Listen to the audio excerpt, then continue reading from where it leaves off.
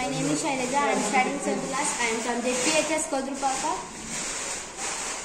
Mandal Boinpalli, District Rajanna Sisila. I am very happy to select state level Bal Vaignanik Pradarshini. My project name is A Smart Machine for Easy Drawing. I am going to explain my project. This project is just like a toy for the children who like drawing. Instead of playing video games and decreasing the screen time of children, it is an eco-friendly model. It can be handled easily by anyone. Dini tracing machine kuda antaru. It is also budget friendly.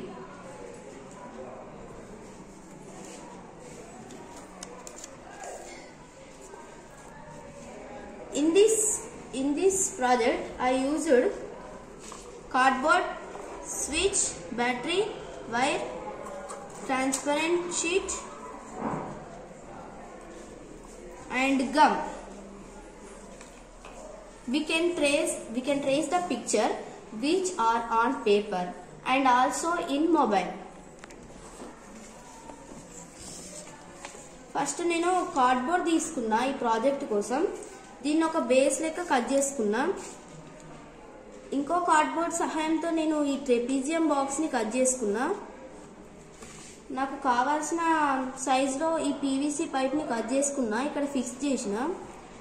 ఈ trapezium box కు ఈ cardboard కి కింద ఉన్న base cardboard కి ఈ PVC pipe కి gum సహాయంతో నేను వీటిని ఫిక్స్ చేసిన. నెక్స్ట్ ఇలా లైట్ పెట్టిన. ఈ లైట్ వెలగడానికి ఈ వైర్ సహాయంతో ఈ బ్యాటరీ సహాయంతో ఇక్కడ ఫిక్స్ చేసిన. ఇది ఆన్ ఆఫ్ కావడానికి ఇక్కడ ఒక స్విచ్ కూడా పెట్టిన.